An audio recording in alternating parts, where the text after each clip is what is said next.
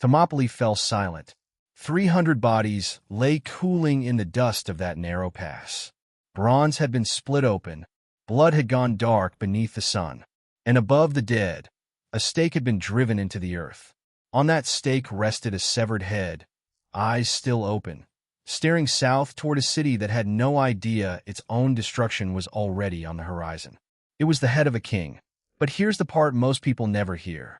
The man who ordered that head displayed as a warning did not win the war. By the end of that very same day, he had already begun to lose it. He just didn't know it yet.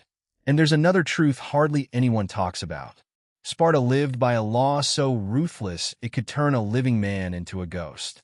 At Thermopylae, one man broke that law. Sparta made him pay for it every single day for the next year. Then, at the battle that followed, he did something so extreme it should have erased his disgrace forever. Sparta still denied him honor.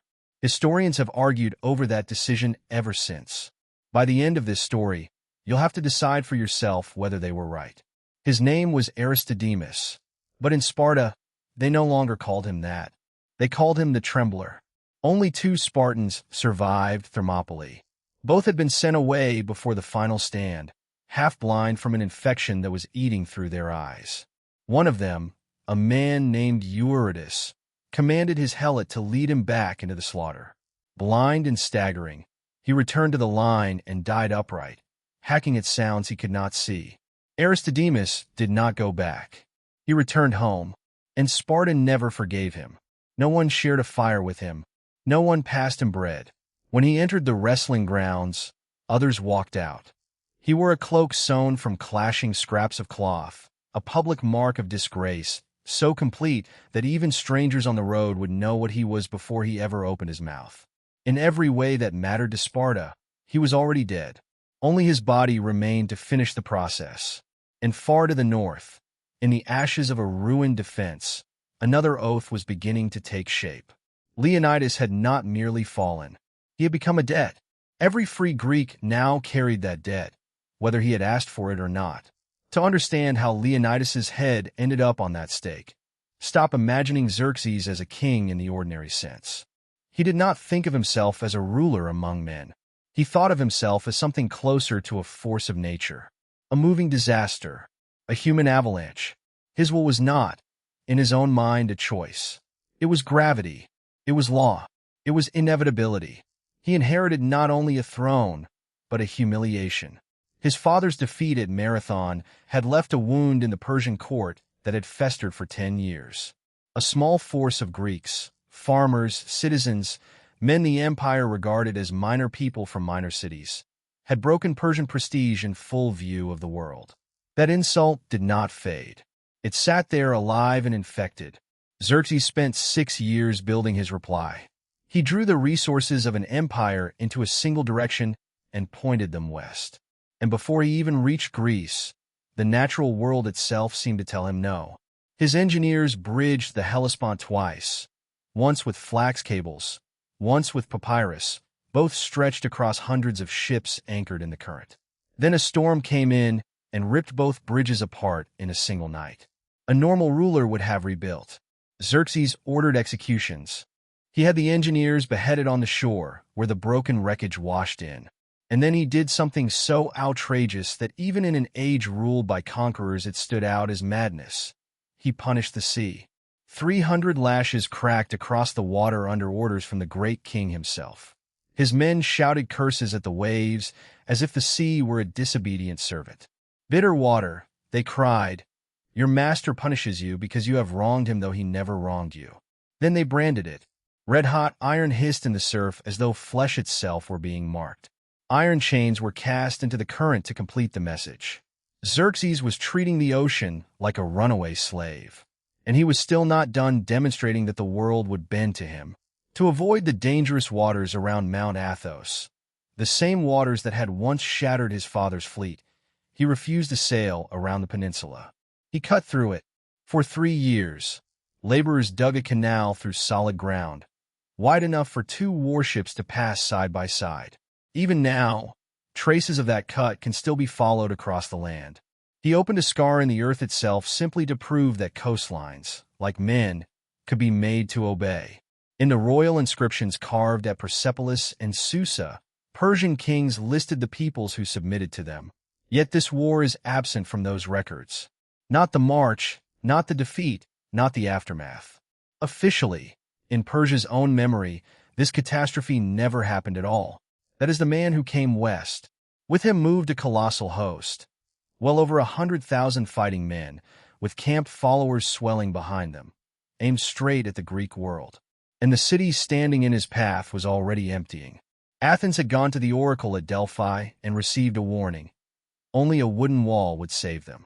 Most people heard confusion in that prophecy. One man heard a fleet. Themistocles had spent years fighting his own countrymen for a navy many of them did not want to fund. Barely, painfully, he had won that fight. Because of him, 200 warships now stood ready at Piraeus. Now he faced an even harder task. He had to persuade an entire city to abandon its homes. And against all instinct, they did. When Persian scouts entered Athens, they found silence. Their footsteps echoed through empty streets. Bread still sat cooling on tables. Wine remained untouched in cups. Tools had been left where men had expected to return and finish the day. The whole city looked as though it had inhaled and never exhaled. But not everyone had gone. Some priests, treasury officials, and elderly men barricaded themselves atop the Acropolis, convinced that they themselves were the wooden wall.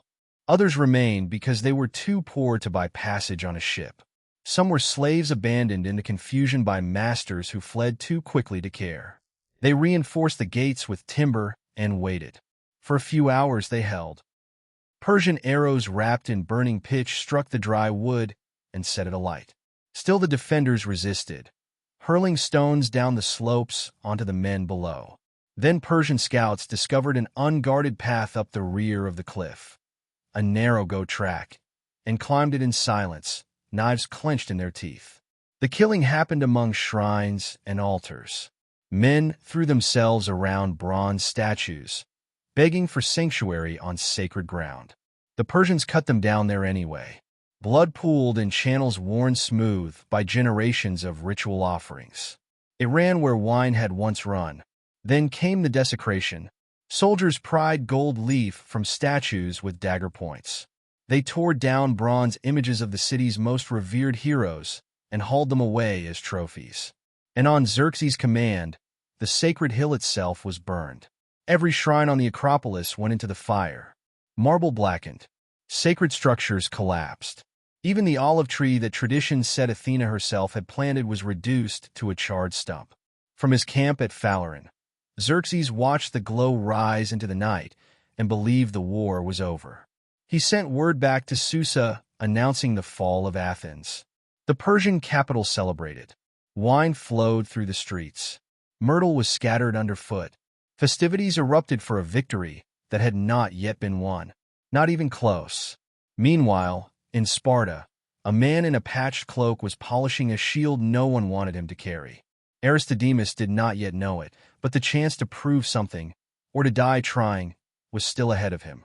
A year away, in fact, because not far from those burning ruins, in the narrow waters near the island of Salamis, something waited for Xerxes that no amount of marching armies could solve.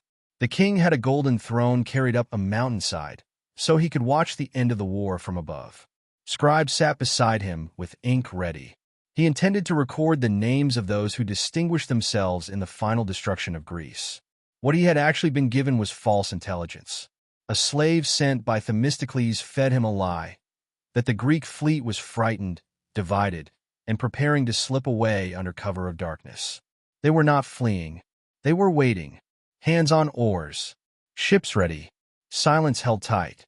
Fewer than 400 Greek vessels faced more than 800 Persian ships. On paper, the result should have been obvious. It wasn't. Some of Xerxes' own commanders warned him not to commit his fleet inside the confined channel. Artemisia, the only woman commanding ships in the ancient world, and one of the king's sharpest advisors, urged restraint. Let the Greek alliance fracture on its own, she told him. Hold position. Time will do the work for you. He thanked her. Then he ignored her. When the moment came, Greek triremes burst from the coves at speed. They were lower, faster, tighter in maneuver. They did not waste time on archery duels. They did not come to board. They came to ram. Wood did not merely crack under impact. It blew apart. Xerxes' own brother was in the front line. That line collapsed in less than 10 minutes. His ship went down, and he went down with it. From his throne high on the hillside, Xerxes watched the beginning of his ruin. And while Persian nobles drowned in water they had thought they controlled, a disgraced Spartan hundreds of miles away still lived in a slower drowning of his own. Then the real killing began. The second Persian wave crashed into the wreckage of the first. The third struck the second. That was the mechanism that destroyed the fleet. Confusion, compression, collision, and underneath it all, the bronze ram hidden below the waterline on every Greek ship. In a channel that narrow, there was no room to wheel around, no space to recover, no clean line of retreat. Only forward, into waiting beaks of bronze. Rowers died still chained to rhythm, crushed against benches as hulls folded inward. Soldiers toppled from decks in heavy armor. Bronze dragged them down immediately. They did not swim. They sank, mouths open, limbs thrashing, swallowed in deep water before they ever understood what had happened. At that point, the strait runs deep enough that none of them found the bottom alive. Xerxes watched his own archers loose arrows into the confusion and hit drowning Persians by mistake. He rose from his seat. He tore at his robes. By sunset, the water was a skin of splinters, corpses, and red foam. Persian losses approached 200 ships taken or destroyed. The Greeks lost around 40. After that day, no one would ever again feel safe giving honest advice to the great king. Captains who staggered ashore to explain the disaster were executed. And something new entered Xerxes that afternoon: fear. He handed roughly 300,000 men to Mardonius, one of his top commanders, with orders to finish the war the following spring. Then Xerxes turned east. He fled. What followed was not an orderly retreat. It was a collapse. The same army that had stripped the land bare on its way in now had nothing left to eat on its way out. Men tore up roadside grass. Then they boiled bark into a bitter broth. Then they chewed the leather from their own gear. Dysentery ripped through the column. The edges of the roads north filled with the dead and dying, men who had once marched under royal colors. When Xerxes finally reached the Hellespont, the sea had destroyed his bridges again. The man who had once branded the water for defying him now had to pay a fisherman to row him across like a fugitive. Head covered, pride buried. But the war itself was not yet finished. Mardonius and the best Persian troops remained in Greece. They wintered near Thebes. They were not retreating. They were waiting. And when the weather turned, they would strike again and finish what their king no longer had the nerve to oversee. While Xerxes crossed back in another man's boat, Aristodemus remained in Sparta carrying a quieter defeat. One with no crowd to witness it, no army to share it, no battlefield to drown it out. Soon he would get his chance, because the story most people think ends at Thermopylae does not end there at all. The stand in the past became legend. But the blow that truly shattered Persia's invasion came after it. To understand that ending, hold one number in your head. Not 300. 5,000. 5,000 full Spartan citizens, Spartiates, the largest force Sparta had ever committed to a single battle in its history. While Xerxes limped back toward Asia, Sparta did something almost unthinkable. It emptied itself. These were not ordinary troops. A Spartan boy was taken from his mother at 7 and thrown into a state machine built on hunger, beatings, endurance, and public scrutiny. At the mess table, a single vote could cost him his place among citizens. By adulthood, pain was no longer something to overcome. It was atmosphere. At the head of this force marched Pausanias, nephew of Leonidas, acting as regent for a child too young to bear a shield. For him, this was not abstract strategy. It was family blood. Every man in that column knew what hung over the march north. Leonidas was waiting for payment. And somewhere inside that marching mass, carrying a shield he had polished night after night until bronze reflected his face back at him, walked Aristodemus. He was not going north to save Greece. He was going north to die loudly enough that no one in Sparta would ever call him trembler again. The armies finally met at Plataea. a broad, sun-baked plain in Boeotia. It was ground made for cavalry, open, hard, exposed, the kind of place where the Greeks' greatest strength could be tested to breaking. For 10 days, both armies watched each other. Mardonius would not force his men uphill. Pausanias would not abandon good ground. So Mardonius chose another way to win. He began bleeding them. Persian cavalry struck the Greek positions again and again, all day, day after day.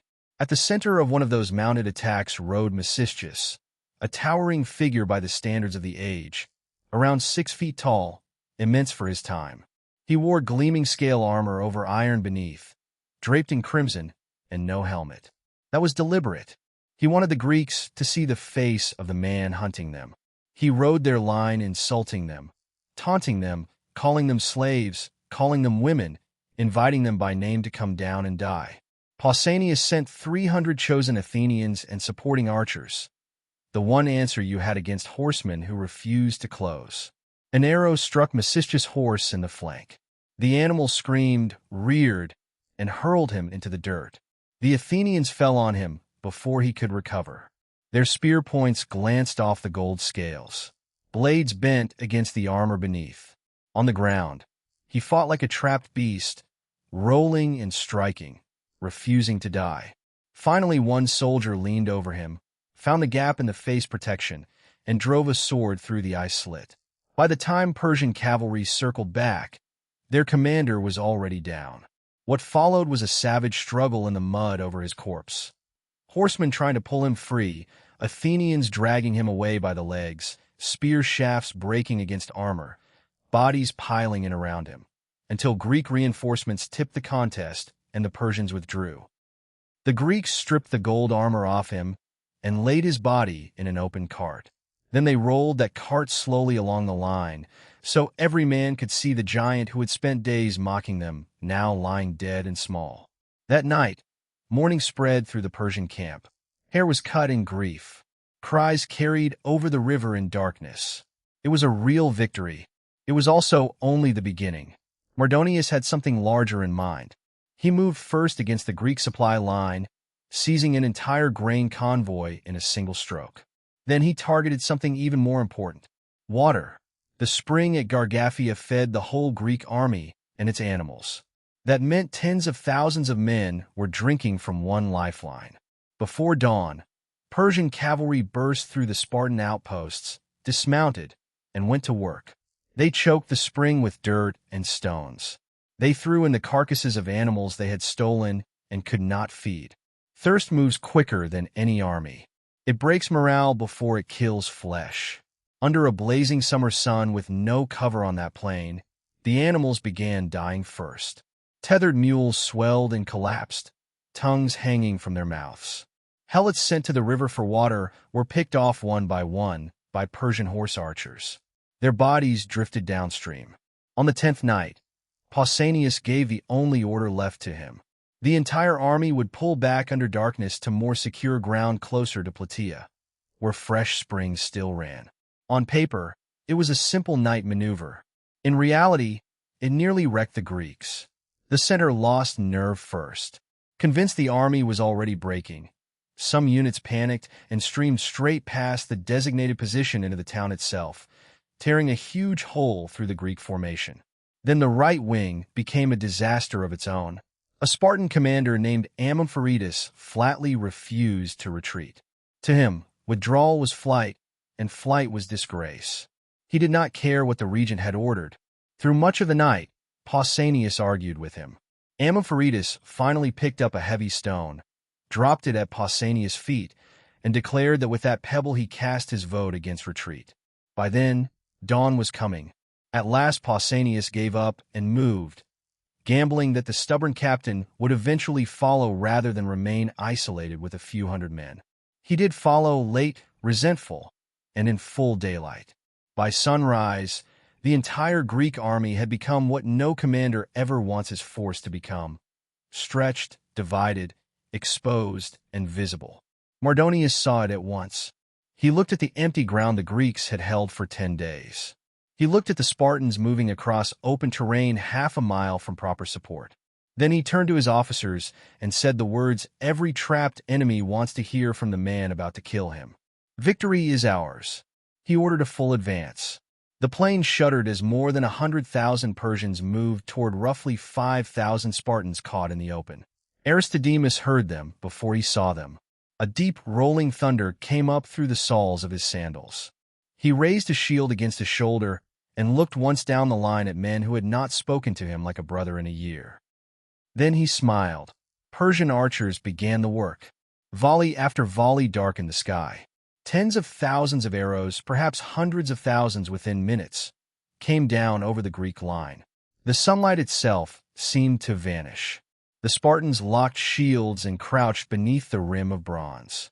And held. That was the pact of the phalanx. Half your shield was yours. The other half belonged to the man beside you. But Pausanias still would not order the attack. The sacrifices had not turned favorable. In Sparta, that was not a quaint custom. It was law. While arrows rained down and men were hid in place, priests cut open one sacrificial goat after another, waiting for divine permission to advance. A third animal. A fourth. Still no sign. Then at last the omens changed. A flute note cut across the battlefield. Then another. Then the whole line of Spartan pipers took up the old marching rhythm. The same sound used for generations to train boys to move as one body. Slow. Steady, unhurried, certain. The Spartans rose from their crouch, and they walked forward, not running, walking. The shield wall struck the Persian front and smashed through the wicker defenses like iron through reeds. Barriers burst apart. Spears punched through armor, cloth, and flesh at killing distance. The long discipline of Sparta, forged since childhood, finally arrived with all of its weight. At the heart of the field rode Mardonius on a white horse, refusing to dismount. Around him fought 1,000 of Persia's finest-born men, his personal guard, and they held longer and harder than almost anyone else there. It did not save them. A Spartan named Leonidas seized a stone the size of a man's head and hurled it. It crossed the distance cleanly. The impact crushed into Mardonius' temple. He was dead before he hit the ground. And the moment the Persians saw that white horse running riderless, the center broke. Not weakened, not bent, broken. Somewhere in that terrible surge of noise and killing, one man did something no Spartan was ever supposed to do. Aristodemus stepped out of formation. He violated the rule drilled into Spartan boys from the time they were 7 years old. He pushed past the man ahead of him, through the ranks, past the ordered line, and emerged alone in front of the whole phalanx. No shield protected his side. No comrade stood at his shoulder. He had abandoned the mutual contract. There was only one thing left in him now: proof. He plunged into the Persian line by himself. He did not scream. He worked. Short, brutal cuts with his sword under jaws, across necks, through shoulders where bone and muscle meet. He took wounds in the thigh, in the arm, in the side, and kept driving deeper, hunting not survival, but a death large enough for all Sparta to witness. At last he found it. 3 spears struck him almost together. He pitched forward over the bodies of the men he had already killed. His shield arm was trapped beneath him, pressed into the Persian soil he had marched so far to reach. The Persian camp fell soon after. The Athenians, the men best suited for breaking fortifications, found the weak points in the timber defenses and ripped them open. What followed inside the camp barely counted as battle. It was slaughter trapped within walls. Herodotus says only a tiny fraction escaped. The army that had whipped the sea, burned Athens, and crossed continents ceased to exist in a single afternoon at Plataea. Once, a king had placed another king's severed head on a stake to teach the world what became of men who defied Persia. That lesson died in the dust at Plataea. It was buried under broken wood, shattered lines, and the revenge of the dead king's own blood. But there is one name history did not reward the way you might expect. When the Spartans gave out honors after the battle, the elders agreed on one thing. Aristodemus had killed more enemies that day than any other Spartan present. Then they denied him the highest distinction.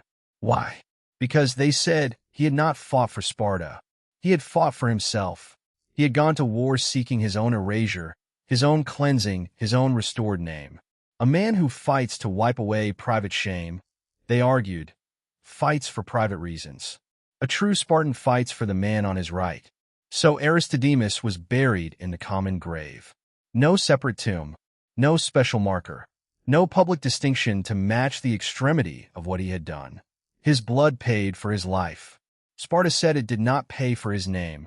And here is the part almost no one follows to the end. Pausanias, the regent who led Sparta to its greatest victory, the man who stood over Persian treasure and mocked the empire that had crossed the world to take Greece, did not keep his glory for long.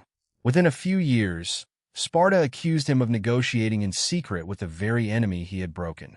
When they moved to arrest him, he fled into a temple for sanctuary. Spartan law forbade dragging a man from holy ground, so they did not drag him out. They sealed him in instead. Stone by stone, they closed the entrance and left him there to starve. Some ancient accounts say his own mother laid the first block. And when death finally neared, they pulled him out just before the end so that he would not die inside the sacred space and pollute it. That was how the victor of Plataea ended. The man who avenged Leonidas died walled up by the same city he had fought for. So here is the question worth sitting with. Not who won at Plataea. You already know the answer to that. The real question is this. Was Sparta right to deny honor to a dead man who fought like a storm, because, in the end, he fought for himself?